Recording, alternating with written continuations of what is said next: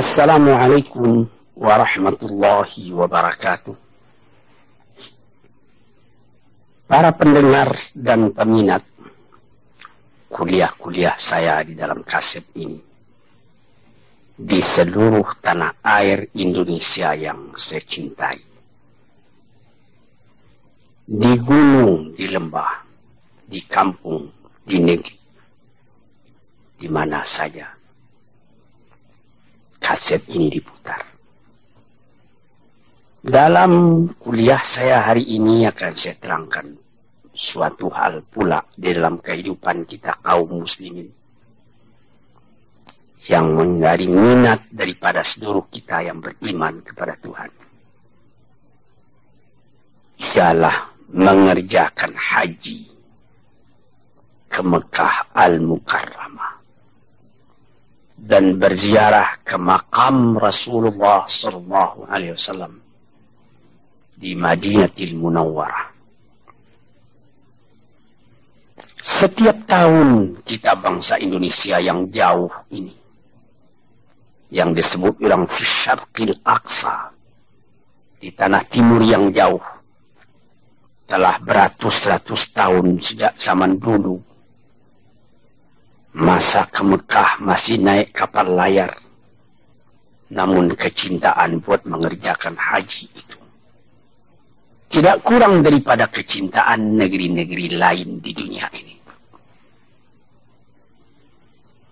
Saya sendiri, pada mula-mula saya naik haji di tahun 1927, dalam usia baru 19 tahun. Ketika itu harga karet sedang membumbung naik, harga getah di Jambi dan di tempat-tempat lain. Dan sewa kapal ketika itu, karena belum ada kapal udara sebagai sekarang, baru 165 rupiah pergi dan balik. Berduyun orang yang pergi. Dan waktu itu 165 rupiah pun sudah mahal. Dari tahun ke tahun. Dari tahun ke tahun. Belum pernah turun sewa kapal itu. Pada tahun 1950, sesudah penyerahan kedaulatan dari Belanda kepada kita di bulan Desember 49, maka dekat-dekat bulan Agustus 1950, saya berangkat ke Mekah sebagai anggota MPH, Majelis Pimpinan Haji. Kabarnya konon, sewa kapal pada waktu itu baru 7.000 rupiah. Pergi dan balik. Kerinduan orang buat naik haji sama saja. Baik di waktu harga tiket 165 rupiah pulang balik, atau 7.000 rupiah pulang balik, atau 1,5 juta rupiah pulang balik, atau sekarang ini sudah lebih lagi. Dan belum pernah turun. Namun jumlah orang yang naik haji, orang yang berminat naik haji, tidak berkurang dari tahun ke tahun.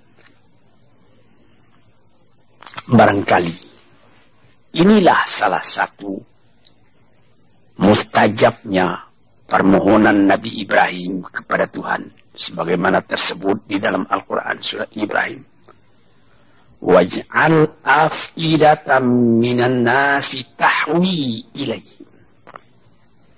Ya Tuhanku, jadikanlah hati manusia tertarik buat datang ke sana. Datang ke sana tidak sama dengan kita pergi piknik, tidak sama dengan kita menjadi turis ke Amerika, atau ke London, atau ke Paris, ke Roma, atau ke Spanyol, ke Alabama atau ke Nebraska, ke Texas atau ke San Francisco. Tidak sama. kita ke sana buat beribadat. Kita dipanggil oleh Tuhan. Sekurang-kurangnya sekali seumur hidup kita, man istata'a ilaihi sabila. Orang-orang yang sanggup berjalan ke sana. Sehingga ada mazhab lama yang mengatakan berjalan betul-betul sanggup anaknya ke sana. Seketika saya naik haji bersama istri saya di tahun 1968. Ketika kami naik mobil dari Madinah akan menuju Mekah. Di tengah jalan bertemu satu orang dari Afghanistan. Berjalan kaki hendak pergi ke Madinah. Saya hentikan mobil kami. Saya turun, saya berikan sedikit hadiah kepadanya untuk perjalanannya. Menggelanggang air matanya lalu perjalanan diterusnya juga. Semua orang yang ada agak sedikit iman dalam hatinya ingin buat pergi ke sana. Kejadian ini dapat kita ingatkan. Almarhum Presiden Soekarno sudah pernah naik haji. Kabarnya konon sampai ke makam Rasulullah di Madinah, beliau tidak tahan keluar air matanya ketika menghadapi kubur Rasulullah. Bung Hatta pun demikian pula. Semua telah almarhum. Malah yang paling akhir, Nyonya Fatmawati, bekas istri daripada Bung Karno. Dia berniat mulanya hendak naik haji bersama-sama dengan ayahnya di tahun 1979. Rupanya sebelum tahun 1980 ayahnya meninggal. Maka disampaikannya juga niatnya. Meskipun belum akan dapat naik haji, dia pergi umrah. Selesai mengerjakan umrah, dia pulang ke tanah air, singgah di Kuala Lumpur. Di satu hotel dia meninggal dunia. Demikianlah hati tiap-tiap orang Islam. Bagaimana kecintaannya buat pergi ke tanah suci itu.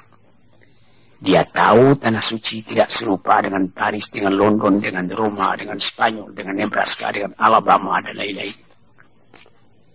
Di sana kalau musim panas terlalu panas, musim dingin terlalu dingin.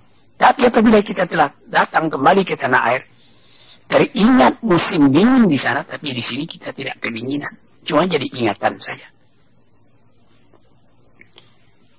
Dengan segala kerendahan hati saya berkata, tuan-tuan, saya sudah pergi ke tanah suci itu baru 12 kali. Saya sudah pergi ke London 2 kali. Tidak ada niat saya buat ke London lagi, tidak. Saya sudah pergi ke Spanyol, tidak ada niat lagi buat melihat bekas Masjid Alhambra, Cordova, Granada, Sevilla, tidak.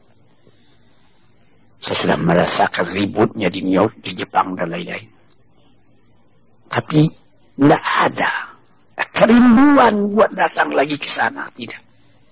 Ya kalau datang panggilan atau datang undangan, pergi juga, tapi tidak seperti ke Mekah.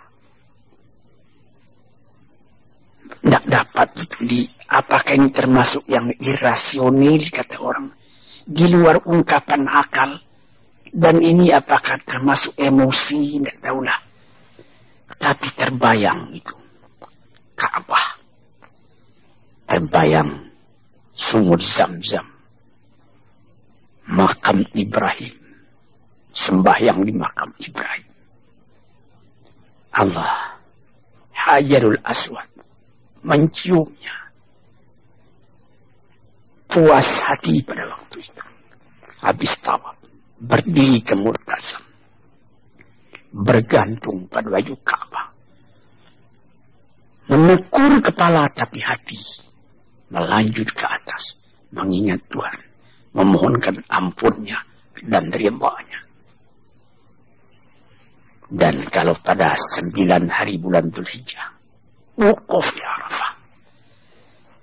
Sudah berapa kali saya wukuf?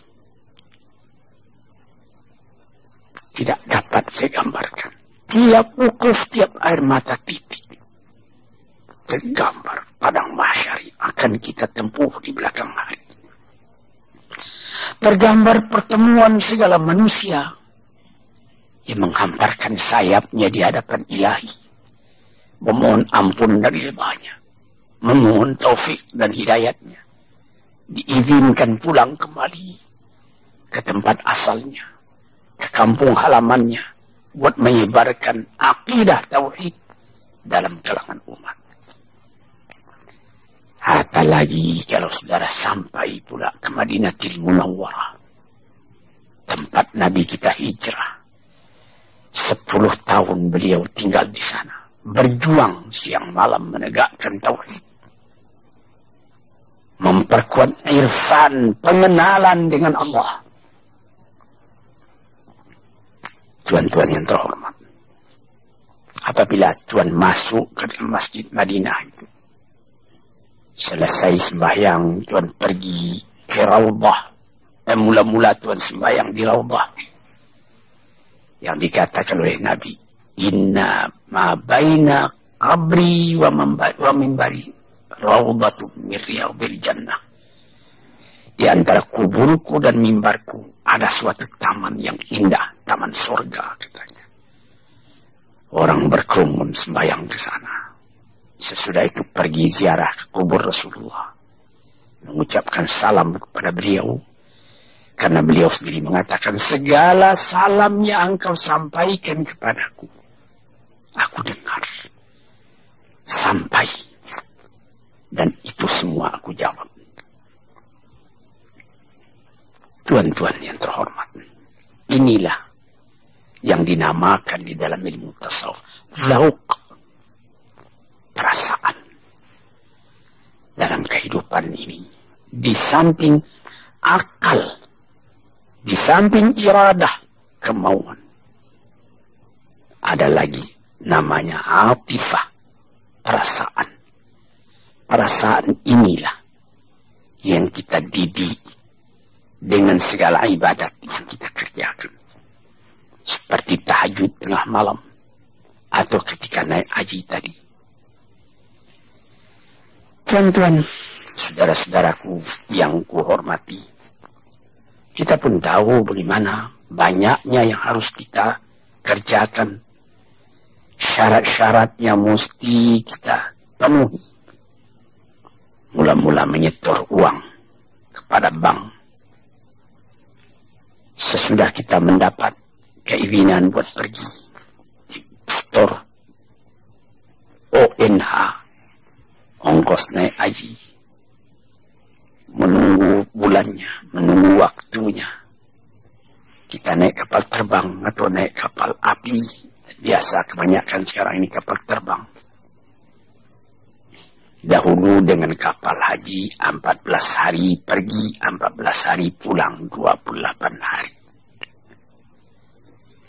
Di sana kita agak 3 bulan, sekarang lebih cepat. Ke sana kita paling banyak 10 jam, pulang 10 jam, 20 jam. Di sana pun ada 40 hari atau kurang lagi. Tetapi saya juga pernah melihat kawan saya. Dia datang dengan kapal terbang ke Mekah. Selesai dia mengerjakan haji, tiba-tiba sudah lekas mesti pulang. Menangis dia.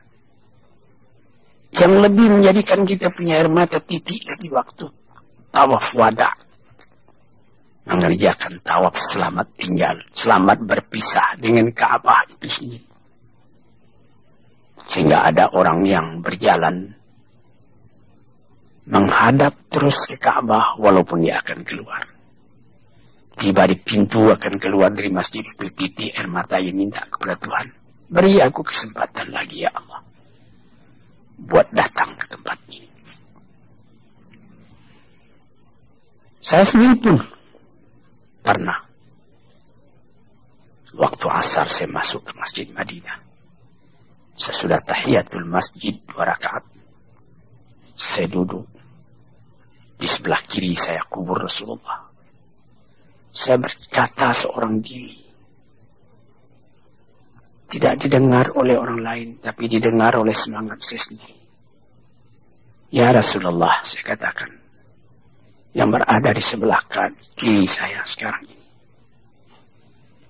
Barangkali waktu engkau hidup, engkau sendiri tidak menyangka bahwa ke tempat saya yang jauh, ke tanah Sirah, Sungai Batang meninjau di tepi danau, di Pulau Sumatera. Di sana berdiri masjid-masjid. Besarnya menurut kebesaran atau kekecilan penduduk di tempat itu. Dari seberang ke seberang danau kedengaran azan memanggil buat sembahyang. Kesana agama ini telah pun masuk, ya Rasulullah. Kami telah datang kemari. Haraplah engkau tahu. Haraplah engkau terima umatmu ini. Hati kami selalu terpaut kepada engkau. Ini salah satu perasaan yang dirasakan ketika mengerjakan haji tadi. Pernah saya ketika menerangkan hal puasa menyebut bagaimanapun kerasnya peraturan, namun dispensasi mesti ada. Yaitu seperti naik haji tadi.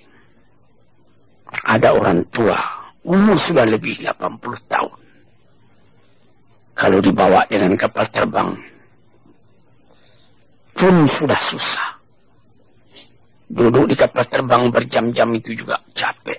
Seperti sudah mau bercerai-cerai, rengkah-rengkah badannya itu kena angin. Orang yang begitu boleh menyuruhkan orang lain menghajikan atas namanya. Asal saja orang lain tadi sudah haji pula lebih dulu untuk dirinya sendiri. Malah di dalam suatu hadis yang dirawikan oleh Daruqutni dikatakan, kalau ayahmu telah meninggal, ibumu pun telah meninggal, engkau boleh menghajikan dia. Dahulukan menghajikan ibu, karena ada hadis mengatakan ibumu 3 kali Rasulullah mengatakan. Jadi dahulukan menghajikan ibu daripada menghajikan ayah, kalau beliau belum haji. Di sini kita melihat lagi dispensasi yang diberikan Tuhan. Gimana? Man istata'a ilaihi sabila, kita sanggup ke sana. Kalau tak sanggup lagi, mengirim cinta, menunjukkan ketaatan, diterima juga oleh Tuhan. Para pendengar yang terhormat, para pendengar yang saya cintai, ini menjadi rukun yang kelima daripada kita mengerjakan agama. Syahadat kelas 1, salat kelas 2, puasa kelas 3, zakat kelas 4, haji kelas 5. Itulah perumpamaan yang populer dalam kehidupan kita. Sehingga dikatakan oleh Nabi, Al-Hajjul Mabrur laisa lahu jazaan illal jannah.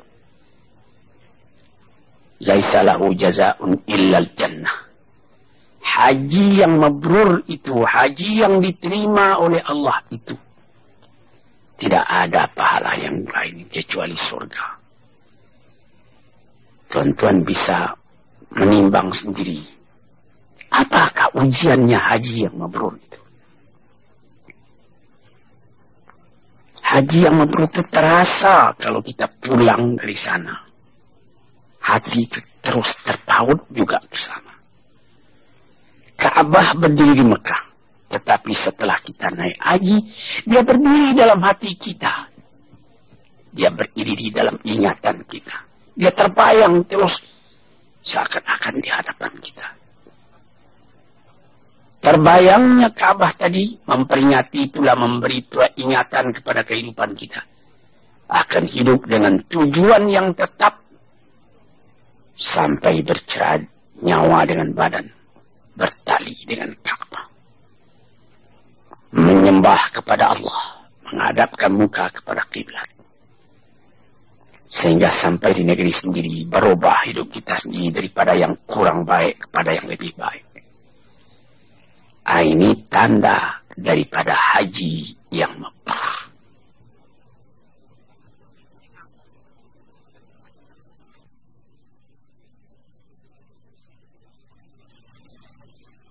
Para pendengar dan para peminat yang saya cintai, di dalam mengerjakan haji itu, haji besar, al-hajjul akbar, haji besar itu ialah 9 hari bulan Dzulhijjah ketika kita wukuf di Arafah. Besoknya 10 bulan Dzulhijjah kita sudah bergegas cepat menuju Makkah buat tawaf ifadah. Sesudah itu kita kembali ke Mina barang 2 atau 3 hari. Di dalam Al-Quran dikatakannya faman ta'ajjala fi yaumaini fala isma alaih. 2 hari tak berdosa, 3 hari pun tidak. 5 nittaqa, barang siapa yang kuat sampai 3 hari. Yang penting sangat kita perhatikan ketika kita mulai akan naik haji ataupun umrah, yaitu haji kecil yang kita kerjakan pada setiap waktu, seperti waktu sekarang ini bukan musim haji. Sebagaimana yang dilakukan oleh Ibu Fatmawati, Ibu Rahmi Hatta dan lain-lain pada umrah yang telah lalu tahun 1400 Hijriah. Maka mengerjakan haji itu kita disuruh memakai pakaian yang lain dari pakaian yang biasa, yaitu pakaian ihram. Pakaian ihram bagi kita laki-laki ialah 2 helai kain yang tidak dijahit, tidak dikarungkan. Pertama, untuk penutup aurat kita menjadi diikatkan ke pinggang. Kedua, menjadi selimut kita yang diselempangkan di bahu kita. Ini pakaian yang sangat dianjurkan ialah kain putih. Karena ini sudah terjadi beratus beribu tahun, maka telah diperbuat orang kain yang khas untuk ihram, yaitu handuk besar. Biasa dijual orang di Jeddah.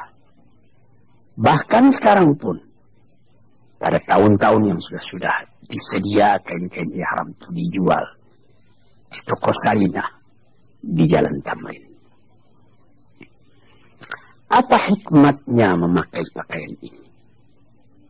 Supaya terasa betul kesamaan kita di hadapan Allah. Inna akramakum indallahi atqakum.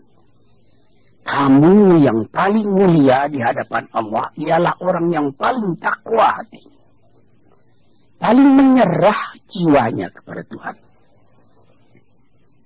Jadi kalau sekiranya seorang jenderal dengan bintang 4 dan bintang-bintang jasa yang terletak di dada, itulah tanda dia jenderal. Hari itu tungkai pakaian jenderal itu, buka, ganti dengan pakaian ihram. Kalau sekiranya seorang berpangkat tinggi, atau dia kaisar, atau dia imperior, atau dia presiden sekalipun dengan pakaian-pakaian dinas tertentu, bintang bergemerlapan pada dada, tanggalkan pada hari itu, ganti dengan pakaian ihram. Sehingga dapat kita lihat pada waktu ihram itu tidak ada perbedaan antara serdadu dengan jenderal, antara kapiten dengan letnan, antara petani dari rimba-rimba sebelah Yaman atau sebelah Najd dengan pengembala unta kaum Badui dari padang pasir, antara datuk-datuk dari Minangkabau, antara raden-raden dari tanah Jawa, antara andi-andi dari Sulawesi, antara gusti-gusti dari Kalimantan, antara para pangeran dari Jawa, dan lain-lain. Tak ada perbedaan sama sekali. Orang semuanya memakai pakaian yang sama. Dan ada lagi tersebut di dalam suatu hadis. Apabila ada orang sedang memakai pakaian ihram itu meninggal, kuburkanlah dia bersama dengan pakaian ihramnya itu. Jangan ditutup mukanya. Dikatakan bahwa nanti apabila kiamat datang, kam labista yawman aw ba'da yaum. Berapa lamanya engkau tidur di sini? 1 hari ataupun setengah hari, katanya. Padahal ini sudah jutaan tahun. Apa yang lebih dulu dikeluarkannya? Labbaik Allahumma labbaik. Dia sangka dia masih mengerjakan haji. Labbaik Allahumma labbaik. Inilah yang kita baca selama kita mengerjakan ihram tadi. Labbaik Allahumma labbaik. Innal hamda wan ni'mata laka wal mulk la syarika lak. Ya Tuhanku, aku telah datang kemari memperkenankan panggilanmu. Aku telah datang.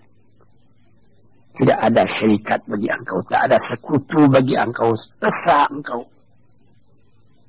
Tidak bersekutu dengan yang lain. Segala puji-pujian, segala kekuasaan, semuanya di tangan engkau. Tidak ada sekutu engkau dengan yang lain. Inilah yang dibaca pada waktu itu. Tuan-tuan yang terhormat. Seakan-akan terbayang di hadapan kita bagaimana ratanya padang Arafah itu. Jauh saujana mata memandang padang Arafah. Khaimah-khaimah berdiri beratus ribu banyaknya. Sejak dari waktu duhur sudah kedengaran orang membaca munajat, seruannya, ratapannya, pengaduannya, rintihannya kepada Tuhan. Minta diampuni dosanya. Minta ditunjukkan jalannya lurus dalam kehidupan. Minta terang. An-nur, terang. Jangan kegelapan. Tiap tahun, tiap-tiap pergi naik haji, wukuf di Arafah, terbenam ke dalam hati perasaan.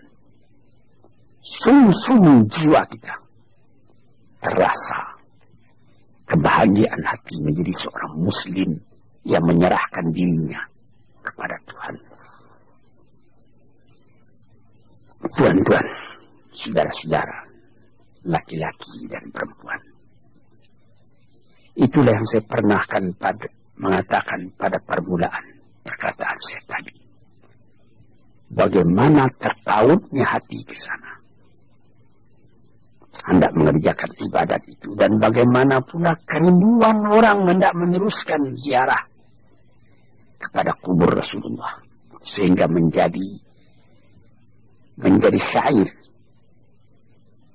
daripada ahli-ahli penyair mengatakan, ya Rasulullah, telah tertanam kerinduan hendak menziarahi engkau dalam jiwaku. Moga-moga Allah melimpahkan kurnia kepadaku, sehingga ringan langkahku buat pergi menziarahi engkau itu. Syauqi ila haramin nabiyil hadi, fa'asa afuzu bimaqsadi wa muradi. Kerinduanku ialah hendak pergi menyarap, menunjukkan cinta, menitikkan air mata, merindui engkau, karena engkau pun rindu kepadaku. Moga-moga tercapailah maksudku ini. Saudara-saudara yang terhormat, saya katakan tadi, haji yang mabrur itu tidak ada Yang lainnya akan dia terima, melainkan diterima Tuhan di dalam surga. Haji yang mabrur itu kayaumin waladathu ummu.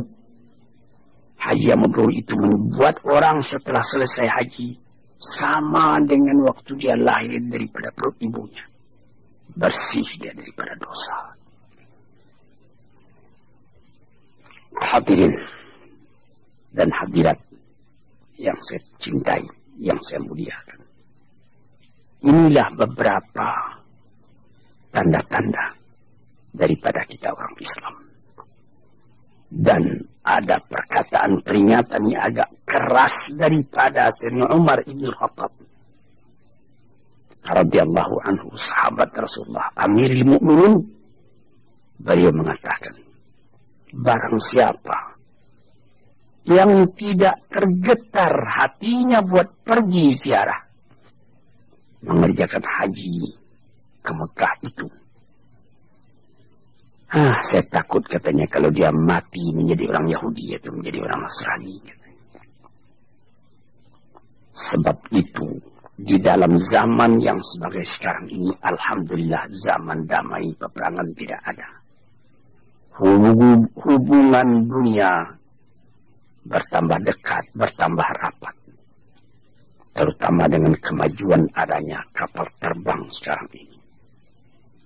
427 Boeing. Ada lagi pesawat baru yang lebih kencang. Itu semuanya menjadikan dekatnya, menjadikan mudahnya kita buat sampai ke tempat itu. Kita melihat bukit-bukit, gunung-gunung, kelihatan Jabal Nur, yang kalau kita keluar dari kota Mekah, kira-kira setengah jam sudah kelihatan puncak dari bukit itu. Dengan badan yang kuat, masih muda, kira-kira 2 jam sudah sampai ke atas. Atau Jabal Sur, tempat Nabi Muhammad bersembunyi waktu dia akan pindah ke Madinah bersama Abu Bakar. Yang di situ datang ayat Tsaniyas naini idhuma fil ghari idh qala li sahibihi la tahzan innallaha ma'ana. Seketika dia berdua dengan sahabatnya Abu Bakar berlindung di dalam gua Jabal Sur itu. Orang sudah mengancam dari luar. Abu Bakar sudah cemas. Kalau Nabi kelihatan, bukan dia cemas jiwanya sendiri, biar dia mati asal Nabi jangan tersinggung. Tapi Nabi membujuknya, la tahzan, kau jangan berduka cita, Allah bersama kita. Hadirin, saudara-saudaraku, laki-laki dan perempuan,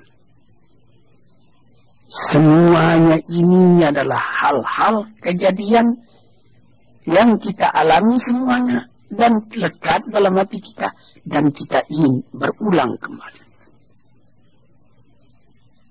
Apabila kita sa'i antara Safa dan Marwah, membaca doa-doa yang maksur daripada Rasulullah. Apabila sesudah itu kita punya kepala, digunting rambut kita, tahallul namanya. Kita sudah boleh memakai pakaian yang biasa kembali sesudah pakaian ihram. Hati kita pun terang, muka kita pun jernih. Ada orang yang mengumpulkan uang dari tahun ke tahun. Ada seorang teman saya di Masjid Agung Al-Azhar. Boleh saya sebut namanya, Muhammad Tahar. Lebih 10 tahun dia mengumpulkan duit. Ingin hendak ke Mekah. Setelah hampir berangkat, uang belum cukup. Kalau ditambah 100.000 lagi itu bisa. Dia tambah-tambah. Datang tahunnya akan datang. Rupanya sewa kapal ke Mekah bertambah naik. Uangnya tidak cukup juga. Akhirnya setelah hampir 10 tahun dia mengumpul uang, tidak cukup juga. Beberapa orang dermawan memberinya tambah uang. Di antaranya almarhum Dr. Isa memberikan sehingga cukup dia pergi ke Mekah. Di tahun 1974 dia ke Mekah. Bukan main. Dalam kemiskinan tapi hati besar. Di dalam kesedihan tapi muka manja. Dia bangga dia kembali. Benar dikatakan bahwa orang ke Mekah hendaklah dengan ongkos yang cukup, dengan belanja yang penuh, jangan sampai meminta kepada orang lain. Itu benar. Tetapi apakah agama menutup pintu bagi orang berbuat baik akan berbuat baik? Kalau begitu berapalah orang yang akan sempat pergi ke Mekah? Banyak kejadian orang memberikan, pergilah, kami tolong. Pulangnya hatinya pun puas. Ini contoh. Fastabiqul khairat. Berlomba berbuat kebajikan. Dan kebajikan yang utama itu. Man kasyafa muslimin kurbatan min kurabil dunia. Kasyafallahu lahu kurbatan min kurabil yaumil qiyamah. Barang siapa yang menolong seorang kesusahan dalam dunia ini, niscaya Allah pun akan menolongnya pula dari kesusahan di hari akhirat esok. Inilah gunanya silaturahim, rasa cinta, rasa sayang antara orang Islam sesama orang Islam. Satu lagi yang meninggalkan kesan yang dalam hati kita sampai di Mekah. Tidak ada perbedaan bangsa, tidak ada perbedaan kulit. Orang hitam terlalu hitam dari Afrika, dari Ghana, dari Guinea, dari Abyssinia. Hitamnya cuma gigi yang kelihatan putih. Orang putih dari Afrika Utara, dari Tunisia, dari Maroko, dari Aljazair. Bertemu di waktu tawaf. Dengan bermacam-macam rukbah tadi. Orang dari Cina, orang dari Indonesia dengan badannya yang pendek-pendek, kecil-kecil. Dipertemukan Allah. Ditunjukkan oleh Tuhan kekuasaannya. Bagaimana dengan satu akidah? Bangsa yang bertebaran di seluruh dunia itu dapat bersatu di satu tempat. Merendahkan diri kepada Allah Subhanahu wa Ta'ala.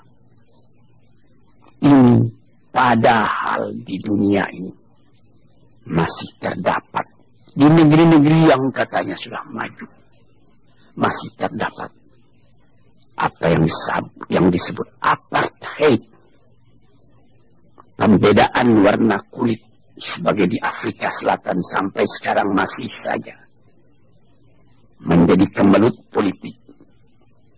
Baru di Zimbabwe yang baru terlepas di Rhodesia. Padahal di Amerika sendiri masih belum hilang. Di negeri yang katanya sudah sangat maju. Di Mekah tidak ada itu perbedaan kulit begitu. Orang melihat di mana-mana ada orang hitam, ada orang putih, ada orang kuning. Di dalam Masjidil Haram beberapa orang hitam dari Afrika sedang duduk membaca zikir. Saya pernah melihat membaca wirid, entah kitab Dalailul Khairat, entah apa kitab yang lain. Tiba-tiba kelihatan oleh orang Perancis yang sedang jalan juga memegang kitab itu. Dia juga rupanya bacaannya itu. Dia duduk ke tengah-tengah orang hitam-hitam tadi. Turut berzikir bersama-sama. Turut melakukan bersama-sama. Spontan. Jiwa begini, tuan-tuan yang terhormat, yang cuma ada dalam Islam, termasuk akidah. Sehingga pernah di zaman Nabi sendiri Abu Dzar, dia bertengkar dengan Bilal. Bilal itu hitam. Lalu disebut oleh Abu Dzar, ya Aswad, hitam. Marah Nabi. Bumi katanya, langit dan bumi tidak seberat itu. Engkau menyebut orang menghina karena orang menyebut hai hitam. Menyesal Abu Dzar, dia letakkan pipinya di atas tanah. Injak olehmu, hai Bilal. Injak. Aku sudah telanjur. Itu tertulis dalam kehidupan orang muslim. Inna akramakum indallahi atqakum. Kamu yang mulia di sisi Allah ialah orang yang takwa kepadanya. Tuan-tuan, saudara-saudara, hadirin hadirat yang mendengarkan kuliah di kaset ini. Kalau belum ke Mekah, niatkanlah dalam hati apabila betul-betul sudah ada dalam hati ini niat yang suci. Insya Allah akan saudara disampaikan oleh Tuhan. Apabila telah datang panggilan haji, moga-moga diberi Allah Ta'ala rezeki saudara. Bayar ONH-nya. Berangkat ke Mekah. Rasakan nyaman itu. Berjumpa dengan kawan dari seluruh dunia. Kesankan amalan itu dalam jiwa. Kemudian itu, kembalilah ke tanah air. Saudara akan menjadi orang baru. Dalam keadaan yang begini, keadaan di tanah air kita sendiri. Dan hati saudara pun, insya Allah akan tambah lama, tambah dekat kepada masjid. Tempat menekunkan hati bagi ingat Allah Subhanahu wa Ta'ala. Moga-moga menjadi haji yang mabrur, menjadi sa'i yang masykur, menjadi perniagaan rohani yang tidak pernah rugi. Sekianlah. Moga-moga Allah memberikan rahmatnya kepada kita. Wassalamualaikum warahmatullahi wabarakatuh.